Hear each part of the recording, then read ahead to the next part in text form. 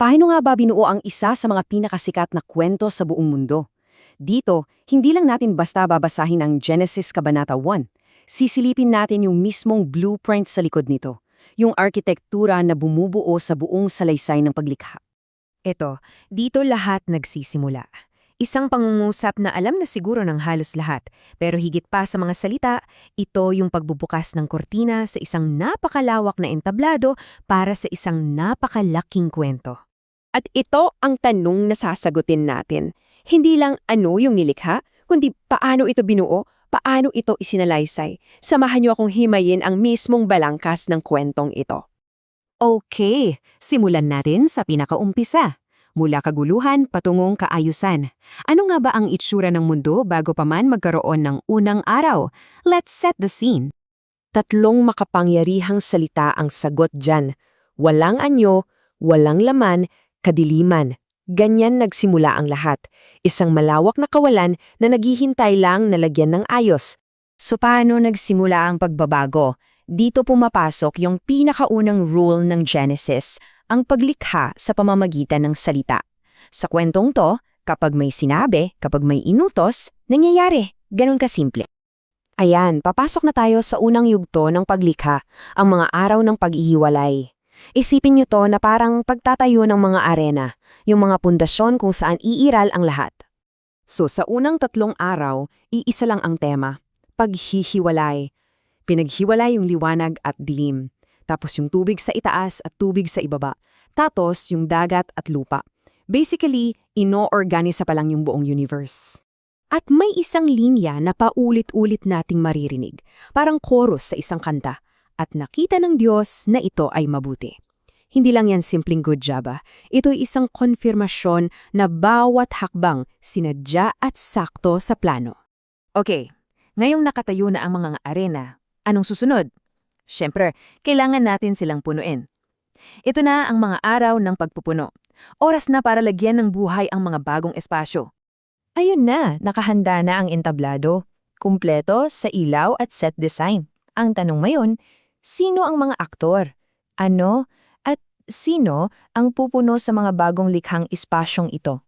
At dito natin makikita kung gaano kaelegante yung pagkakaayos ng lahat. Napakaganda ng simetriya nito. Pansinin nyo, yung mga nilikha sa araw 4 hanggang 6, direktang katugma at pumupuno sa mga espasyong ginawa nung araw 1 hanggang 3. Yung liwanag at dilim ng day 1, pinamahalaan ng araw, buwan at bituin ng day 4. Yung langit at dagat ng day 2, nilagyan ng mga ibon at isda sa day 5. At yung lupa ng day 3, tinirhan ng mga hayop at tao sa day 6. Ang galing, di ba? Sobrang organized. In short, yung mga espasyong nilikhas sa unang 3 araw, isa-isa nang pinupuno ng buhay. Mula sa mga bituin sa kalawakan, sa mga isda sa karagatan, hanggang sa mga hayop sa kalupaan. At ngayon, aabot na tayo sa climax ng kwento ng paglikha. Isang sandali kung saan biglang mag-iiba ang paulit-ulit na pattern para bigyang diin ang isang napaka-espesyal na nilikha. Pakinggan nyo itong mabuti. Likhain natin ang tao sa ating larawan ayon sa ating wangis.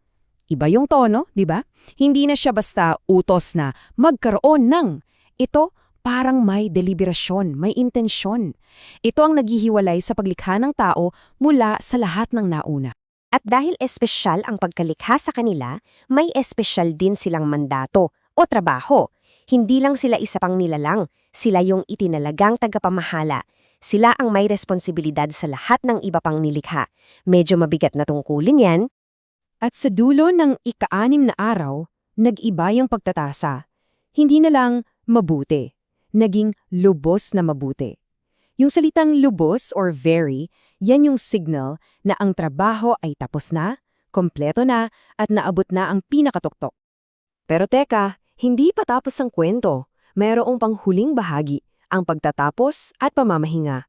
Ang ika-7 araw. Hindi yan basta extra lang. Ito yung sinadyang pagtatapos sa buong proseso. Ayan, ang numerong 7, ang araw ng pagiging kompleto. Sa pagtatapos ng kanyang gawain, ang Diyos ay nagpahinga.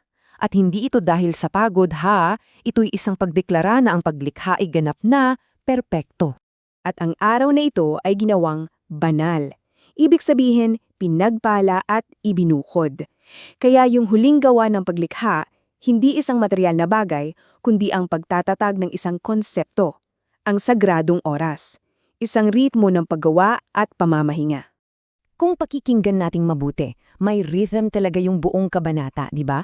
Yung paulit-ulit na utos, resulta, pag-apruba, at yung pagsukat ng araw. Lumilikha to ng isang poetikong pulso. Hindi lang to simpleng prosa, halos parang isang awit ng paglikha. Kaya sa huli, ang kwentong ito ay isang plano, isang blueprint kung paano lumitaw ang kaayusan mula sa kaguluhan. Hindi ito basta-basta, isa itong proseso na may estruktura at may layunin.